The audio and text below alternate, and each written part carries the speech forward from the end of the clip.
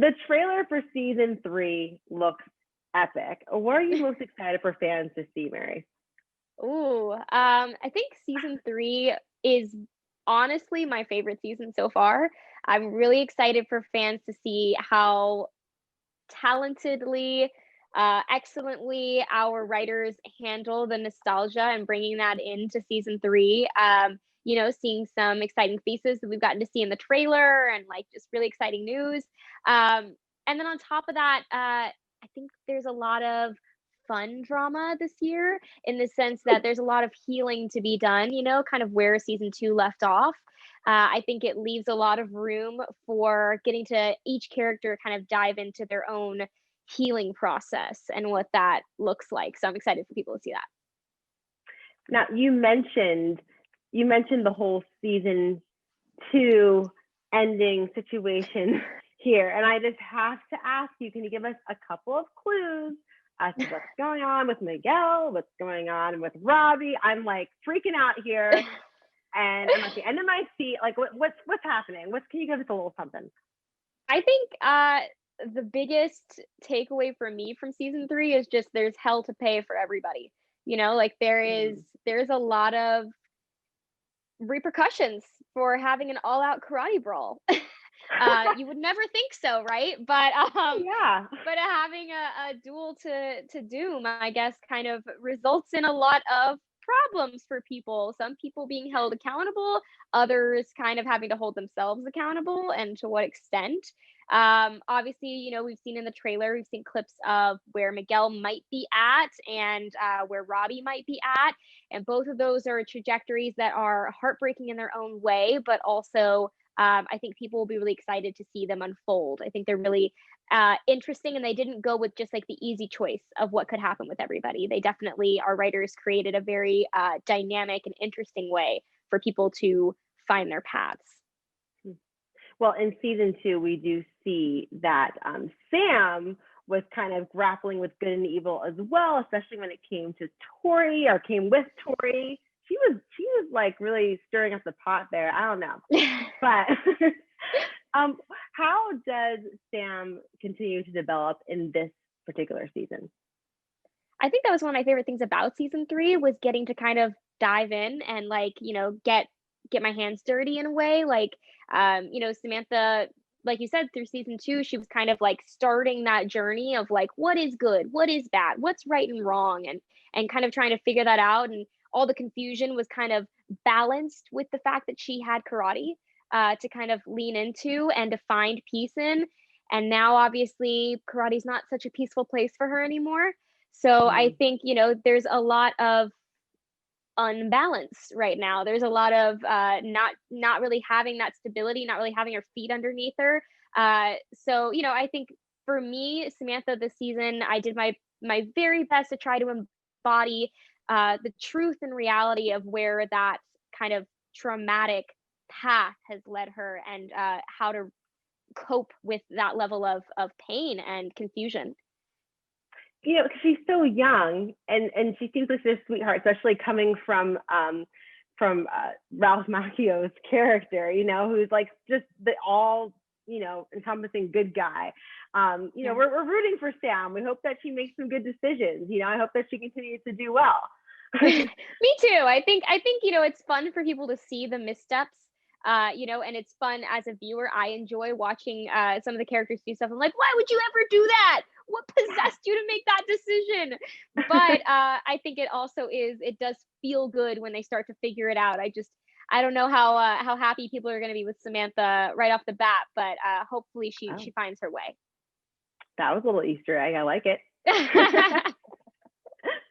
Now, I also have noticed that you as a cast, you guys are very, very close. I've seen some blooper scenes. You guys are hilarious. What is one of your favorite behind the scenes moments that you can let us in on? Ooh, we have a lot of fun. Honestly, we goof around a lot, which it's incredible that we get work done at all, honestly. It's really fun too when my favorite days are when we all kind of get to interact with each other, because a lot of times the dojos are kind of separated. And we saw, especially like season 2, it was very divided. It was very like there was Tori, there was Miguel, there was, that side, Hawk, And then over here, we had me and Dimitri and Robbie, and having those days when we all get together is so much fun because we just wreak absolute havoc. Like season 2, episode 5, we did the mall scenes, and we actually shot our own previs. So before they do a stunt scene, they shoot a previs where they kind of step through it with the stunt doubles, and they show that to the producers and say, "Hey, how do we like this?" And they're like, "Yeah, that everything looks good, right?" So we actually trained the fight and shot our own previs instead of our stunt doubles doing it, which was so super fun. But it meant that basically it was like me, Jacob, Gianni, and Tanner just goofing off in the mall all day. Meanwhile, there's like strangers looking at us because we didn't have it rented out. We literally just went to that mall and decided to do it there in public. So there's like actual people just shopping and hanging out and having their day. And we're like over here like kicking each other's butts and then laughing in between. So that was quite hilarious. And going off that, what's it like working with the legend Ralph Macchio? I mean, I know that's your screen dad. He must be a mentor in real life. I mean, do you get any tips from him? I mean, what's he like?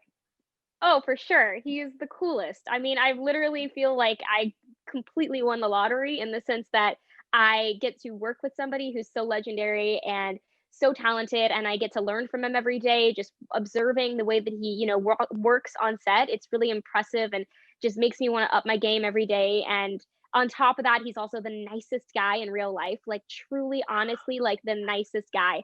And he's kind of let me adopt myself into his real life family. So I get the fake dad texts that aren't so fake dad anymore. He's like, "Hey, have you Uh set up your apartment? You checking out this? Like, what's your opinion on this? Here's what just your fake dad checking in." I'm like, "All right, at some point you gotta stop saying fake dad. Like, I'm just literally gonna adopt myself into your world." oh. That's so sweet. And I mean, I'm sure that you've had to, kind of bone up on your fighting skills for this show. But I mean, I have to say, watching it, you really kick some behind over there. You're pretty fierce. Oh, what goes into learning this whole choreography for karate? Because I have to say, I watched it and I may have been guilty of running around trying to like do some moves. And you know what? That's okay. It's all right. But Oh tell me yeah, about it. highly encouraged as long as you're being safe, with parental supervision for some of you. But, you know, I totally love like as soon as I'm finished watching a season or like rewatching an episode or whatever, like I start doing it too. I'll start getting in my stance and like punching, like that kind of stuff. But it's actually been quite an experience. I had no experience going into this with any kind of fight, any kind of exercise at all, honestly. So this has been quite the learning curve for me. But we generally get a couple weeks at the beginning of the season before we really get into it, where we're in pre-production and we get with our stunt coordinators and we start training. And that'll be like conditioning and getting our bodies ready. So we're doing burpees and we're doing like we're doing drills, we're running around, we're throwing kicks and punches, that kind of stuff, just getting it in our bodies.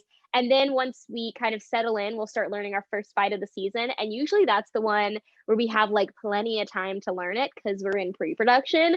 So like, "Oh yeah, your first fight's in episode 3. Like, let's just get ready. Here's what you're gonna do. Here's the mall fight for episode 5. We're training that." And then by the time we get to the end of the season, it's like, "All right, we got exactly 6 hours to teach you your fight. So let's go. Come on, we're gonna drill it until you get it." Oh wow. Yeah. That's no pressure at all right there. Yeah, no, I think luckily it becomes easier as the season goes on too. Like at the beginning, there's like a little bit of a stepping back into it. We kind of need that extra time. And then by the end of the season, it's like, "All right, I've been throwing punches all the last few months. I'm ready to go. Like, tell me what my combos are. And like, I'm going to get in there." Wow, that's awesome. Well, I'm telling you now, you're probably gonna keep those lessons for life. You're always gonna be fierce after that. So I mean, that's great. You were fierce before, but now it's like ingrained.